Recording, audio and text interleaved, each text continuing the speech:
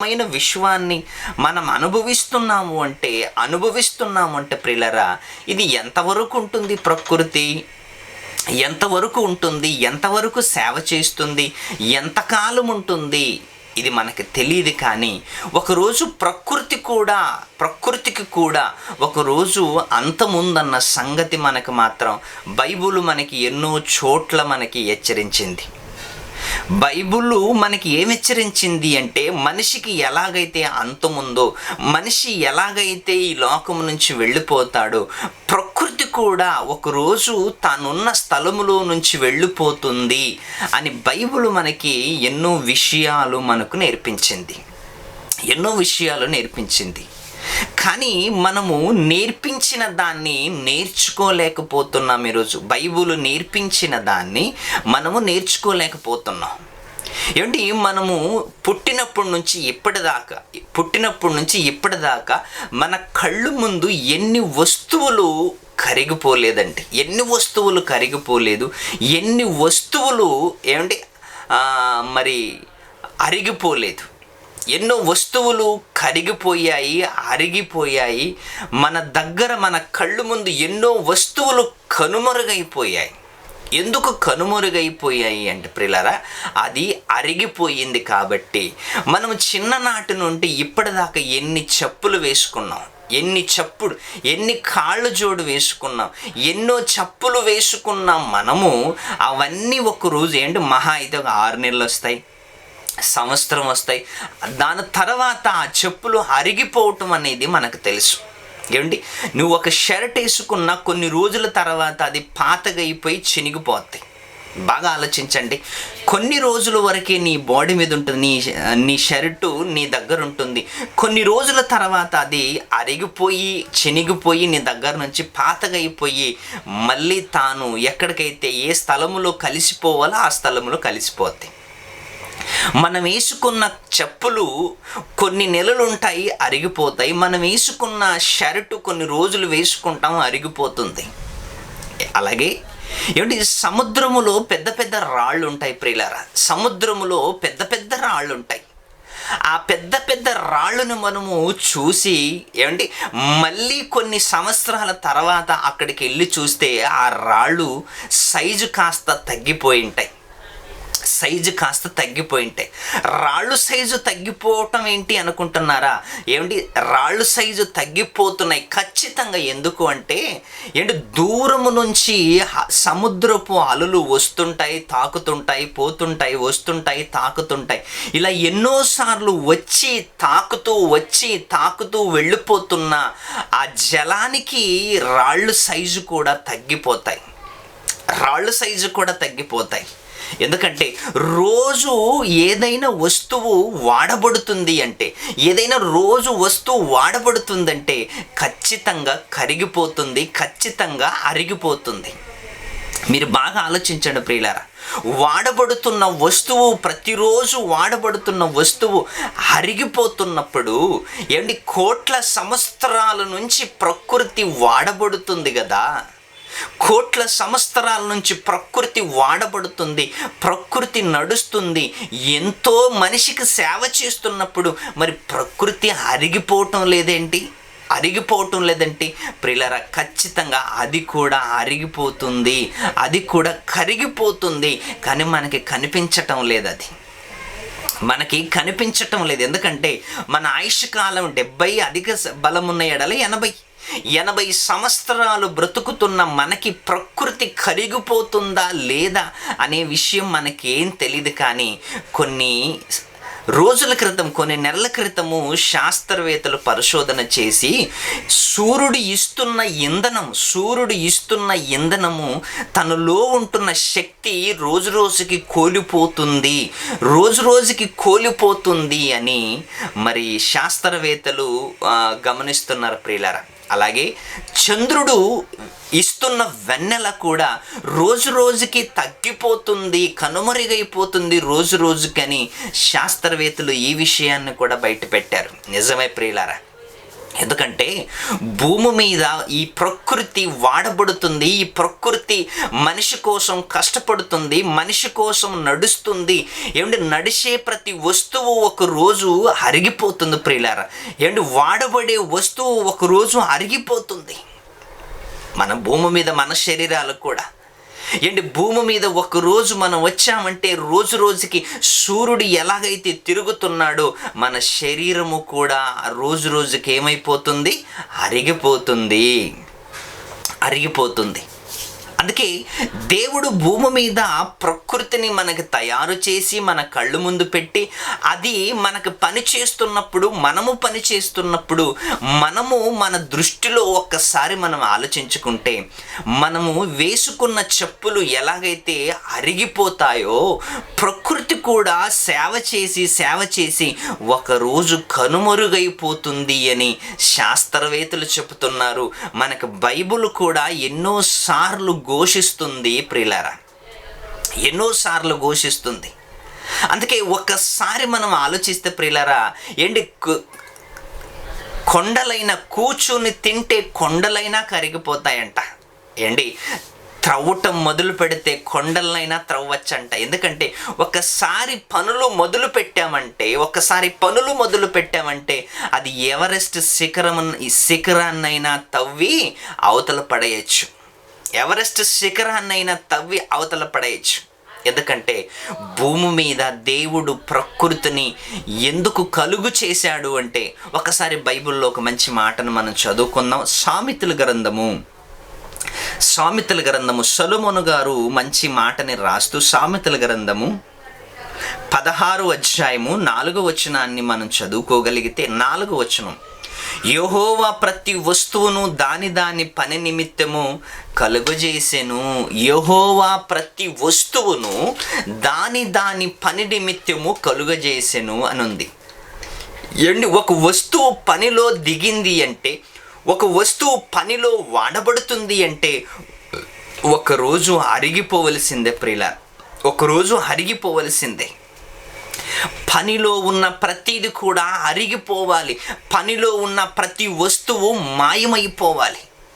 కొవ్వొత్తు చూడండి ఒకసారి, మన కళ్ళు ముందు దాన్ని వెలుగుతూ అది మొత్తానికి వెలిగి ఒకరోజు ఆరిపోతుంది.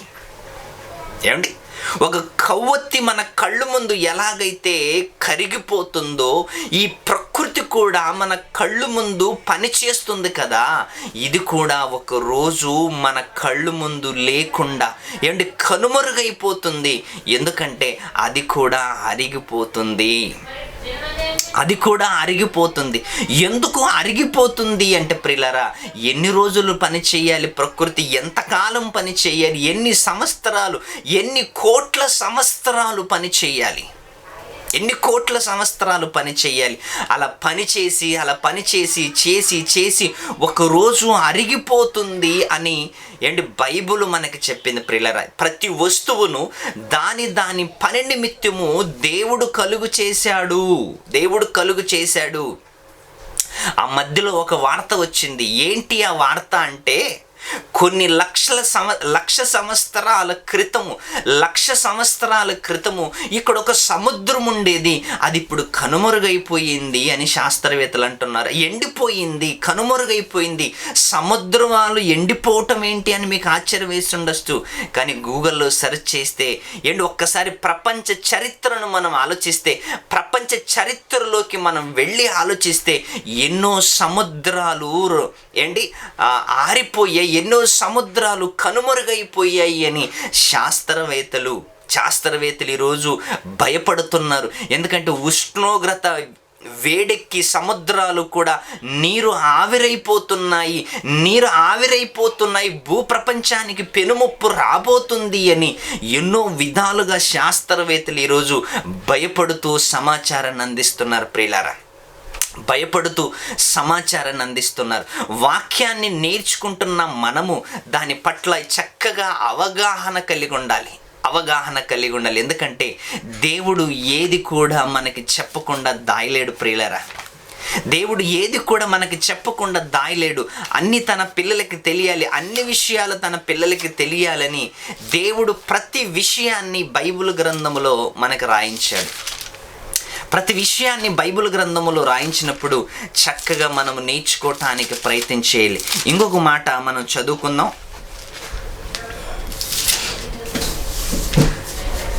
ఇబ్రీల్ రాసిన పత్రిక మొదటి అధ్యాయము 10 వచనం. ఒక చక్కటి మాట గ్రంథకర్త ఇక్కడంక వ్రాస్తున్న మాటని మనం చదువుకోగలిగితే చాలా అద్భుతమైన మాట మనకి ఇక్కడ వినిపిస్తుంది.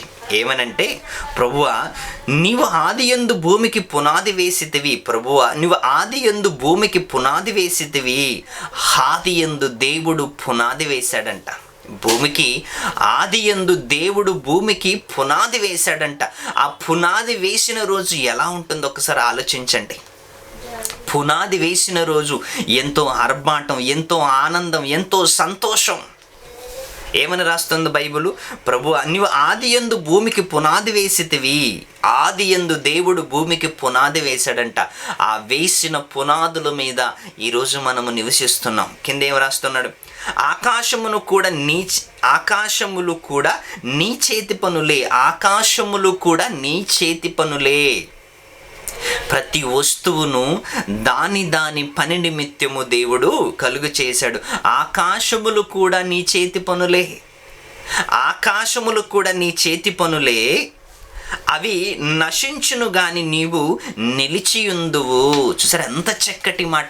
అవి నశించును, ఆకాశములు కూడా నశిస్తాయి అని బైబిల్ మనకి ఎప్పుడో చెప్పింది ప్రియులారా. శాస్త్రవేత్తలు ఈరోజు సముద్రాలు మాయమైపోతున్నాయి, గ్రహాలు మాయమైపోతున్నాయి, అంతరిక్షములో ఎన్నో వస్తువులు మాయమైపోతున్నాయని శాస్త్రవేత్తలు ఈరోజు బయట పెడుతున్నారు. కానీ బైబిల్ మాత్రం ఎప్పుడో బైబిల్లో దేవుడు రాయించాడు, అవి నశించును గాని నీవు నిలిచియుందువు అని బైబిల్లో రాయించాడు దేవుడు. అవి నశించిపోతున్నాయి. ఈరోజు కళ్ళు ముందు కనిపిస్తున్న ప్రకృతి ఈరోజు మీ కంటికి కనిపిస్తుంది, ఒకరోజు కనుమరుగైపోతుంది అని దేవుడు రాయిస్తున్నాడు. ఏమని రాయిస్తున్నాడు? అవి నశించును గాని నీవు నిలిచియుందువు. అవన్నీ వస్త్రము వలె పాతగిల్లును. వస్త్రాలు, కొత్త వస్త్రాలు ఎలాగైతే తెచ్చుకుంటున్నామో కొన్ని రోజుల తర్వాత, కొన్ని నెలల తర్వాత ఎలాగైతే పాతగిల్లుతున్నాయో ఈ విశ్వము కూడా వస్త్రముల వలె పాతగిల్లును. ఎన్ని సంవత్సరాలయ్యాయి ఇప్పటికీ? మన ఒంటి మీద ఉన్న షర్టు ఎన్ని నెలలు ఉంటుంది? మహా అయితే సంవత్సరము 6 నెలలు. ఏమంటే ఈ ప్రకృతి అనే వస్త్రం అంట, ప్రకృతి ఒక వస్త్రం అంట. ఈ ప్రకృతి పుట్టి ఎంతకాలం అయిందంటే కోట్ల సంవత్సరాలైంది ప్రియులారా, కోట్ల సంవత్సరాలైంది. మరి కోట్ల సంవత్సరాలైన ఈ ప్రకృతి పాతగెళ్ళిపోకుండా ఉంటుందా? ఇంకా కొత్తగా ఏమైనా ఉందా? ఏమీ లేదండి. ఏంటి మన వాళ్ళందరికీ జనవరి 31 అందరూ కొత్త సంవత్సరం కోసం ఎదురు చూస్తుంటారు.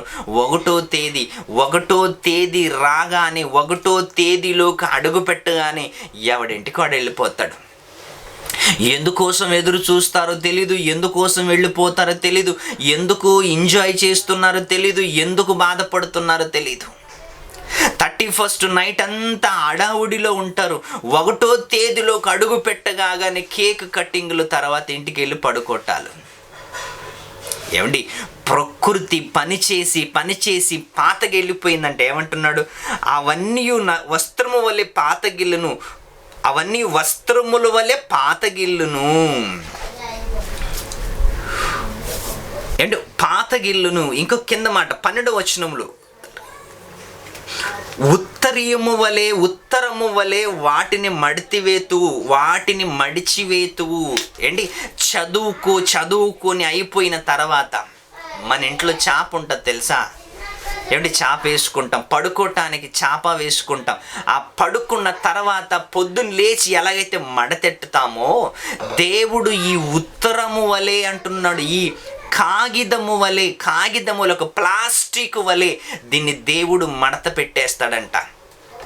ఆకాశాన్ని మడత పెట్టేస్తాడు, భూమిని మడత పెట్టేస్తాడు, సూర్యుని మడత పెట్టేస్తాడు, చంద్రుణ్ణి మడత పెట్టేస్తాడు, అన్నిటినీ మడత పెట్టేసి ఒక దగ్గర పెట్టేస్తాడు. ఏమిటి? ఈ ప్రకృతి అంతటిని మడత పెట్టేసి ఒక ఉత్తరము వలె వాటి అన్నిటినీ మడిచివేతువు, అవన్నీ వస్త్రము వలె మార్చబడును గాని నువ్వు ఏకరీతిగా ఉన్నావు. అవన్నీ వస్త్రములు వలె అన్ని మడత పెట్టేస్తారు, అన్ని వస్త్రాల వలె మడత పెట్టేస్తావు, కానీ నీవు మాత్రము ఏకరీతిగా ఉన్నావు, నీ సంవత్సరములు తరగవు అంటున్నాడు బైబిల్లో. ఏమండి? భూమి మీద అన్నిటికీ సంవత్సరాలు, సూర్యుడికైనా చంద్రుడికైనా నక్షత్రాలకైనా ఈ భూమి మీద పుట్టిన ప్రకృతిలో ఏ వస్తువుకైనా మనిషికైనా జంతువుకైనా అన్నిటికీ సంవత్సరాలు తరుగుతున్నాయి, కానీ దేవుడికి సంవత్సరాలు తరగవంట. ఎందుకంటే ఆయన నిన్న నేడు రేపు ఏకరీతిగా ఉన్నాడు. నిన్న నేడు రేపు ఏకరీతిగా ఉన్న దేవుని సంవత్సరాలు ఎన్నటికీ తరగవు. ప్రకృతికి ఇచ్చిన కాలము సమస్యపోతుంది, ప్రకృతికి ఇచ్చిన కాలము దగ్గరవుతుంది, మనిషికి ఇచ్చిన కాలము దగ్గరవుతుంది, జంతువులకి ఇచ్చిన కాలం దగ్గరవుతుంది, కానీ దేవుడుకున్న కాలము ఎన్ని సంవత్సరాలు, ఎన్ని కోట్ల సంవత్సరాలు మనకు తెలీదు. ఆయన సంవత్సరాలు మాత్రము తరగవంట, పెరుగుతున్నాయంట, తరగటం లేదంట. ప్రియులారా, ఎంత విచిత్రంగా ఉంది. దేవుడు తనకున్న ఆయుష్కాలం దేవుడికున్న ఆయుష్కాలం ఎలాంటిదంటే తగ్గే ఆయుష్కాలం కాదంట, పెరిగే ఆయుష్కాలం అంట, పెరిగే ఆయుష్కాలం. మరి భూమి మీద దేవుడు ప్రకృతికి, మనిషికి, జంతువులకి అన్నిటికీ ఒక ఆయుష్కాలాన్ని నిర్మించాడు, ఒక ఆయుష్కాలాన్ని దేవుడు పెట్టాడు. ఆ ఆయుష్కాలం ఉన్నంత వరకే అన్ని పనిచేస్తాయి, ఆయుష్కాలం ఉన్నంత వరకే అన్ని ఉంటాయి. ఒకరోజు ఇవన్నీ కూడా మడతెట్టేస్తాడు దేవుడు, అన్నీ కూడా మడతెట్టేస్తాడు. కానీ దేవుని సంవత్సరాలు మాత్రం ఏమనుంది బైబిల్లో? నీ సంవత్సరములు తరగవు. ఎందుకు తరగవు? దేవుని కృప. దేవుని కృప ఒక్కసారి చూడండి. ఒకరోజు ఎలీషా గారు చేసిన ఒక అద్భుతమైన కార్యక్రమం ఏంటి తెలుసా? ఒక బీద విధవరాలు ఎలీషా గారి దగ్గరకు వచ్చింది. బీద విధవరాలు ఇబ్బందుల్లో ఉన్నప్పుడు ఆయన ఏమన్నాడు తెలుసా? అమ్మ, నీ ఇంట్లో ఎన్ని వస్తువులైతే ఉన్నాయి అన్ని వస్తువులు తెచ్చుకో, మొత్తము నూనె నింపేసుకో. నూనె తరిగిపోవటం లేదు. ఆ నూనెతో అన్ని వ్యాపారం చేసుకున్నది, తన అప్పులన్నీ తీర్చేసుకున్నది, కానీ నూనె తరగటం లేదంట. ఒక విధవరాలు, ఏలియా గారు ఒక విధవరాల దగ్గరికి వెళ్ళాడు. కొంచెం పిండి, కొంచెం నూనె ఉందంట. అది 3 సంవత్సరాల వరకు ఏం కాలేదంట. 3 సంవత్సరాల వరకు ఏం కాలేదు, కరిగిపోలేదు. 3 సంవత్సరాల వరకు నూనె అయిపోలేదు, 3 సంవత్సరాల వరకు పిండి అయిపోలేదు. అంటే ఒక్కసారి చూడండి, ఒక చిన్న దేవుడు అద్భుతం చేసిన ఆ సందర్భాన్ని ఆలోచించండి. దేవుడు చేసిన కార్యక్రమాలు ఎలాగుంటాయంటే నిజంగా చాలా అద్భుతంగా ఉంటాయి. ఒక విధవరాలు ఒక చిన్న నూనె అయిపోలేదు, ఆ బొడ్డిలో నూనె అయిపోలేదు, పిండి అయిపోలేదంటే ఏలియా గారు ద్వారా దేవుడు ఎంత అద్భుతమైన కార్యక్రమాన్ని చేయించాడు.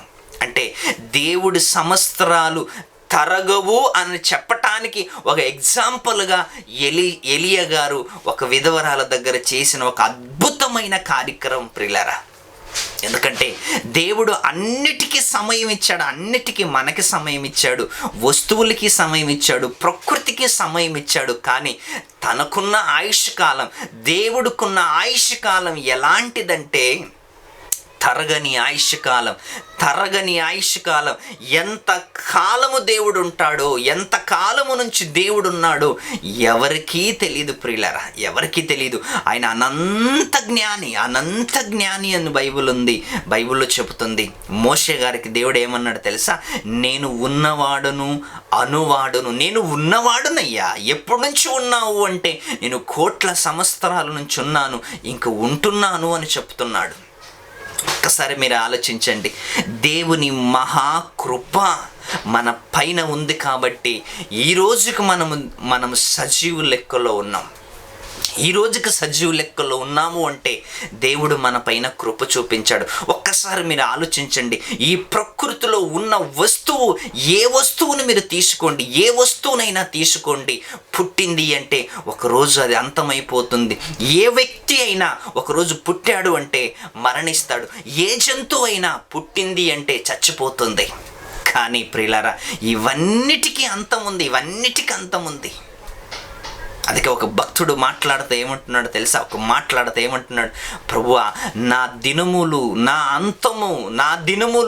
ఎట్లుంటాయో, నా అంతము ఎట్లుంటుందో వాటిని చూడటానికి, లెక్కించుకోవటానికి నాకు నేర్పుము. నా దినాలు ఎలా ఉంటాయో ఒక్కసారి నాకు దయచేయి. ఎలా ఉంటాయి నా దినాలు అంటే ఒక్కసారి బైబిల్ గ్రంథముని విప్పి మనం ఆలోచించగలిగితే అద్భుతమైన సంగతులు దేవుడు రాయించాడు. ఆ సంగతులను ప్రతిరోజు మనం ఆలోచించటానికి ప్రయత్నం చేయాలి. మనము వేసుకున్న కాళ్ళలో వేసుకున్న చెప్పులు అరిగిపోతున్నాయి, మన షర్టు అరిగిపోతుంది, మనము తిన్న అన్నము అరిగిపోతుంది, మన వయసు కరిగిపోతుంది. కళ్ళు ముందే ఎన్నో కరిగిపోతున్నాయి, అరిగిపోతున్నాయి, చినిగిపోతున్నాయి. ఒకరోజు ప్రకృతి కూడా వస్త్రము వల్ల దేవుడు మడత పెట్టేస్తాడు దేవుడు. మడత పెట్టేస్తున్న దేవుడు దగ్గర మనం ఎలా బ్రతకాలి, ఎలా ఆలోచించాలి, ఎలా జీవించాలి ఒక్కసారి మీరే ఆలోచించమని కోరుకుంటూ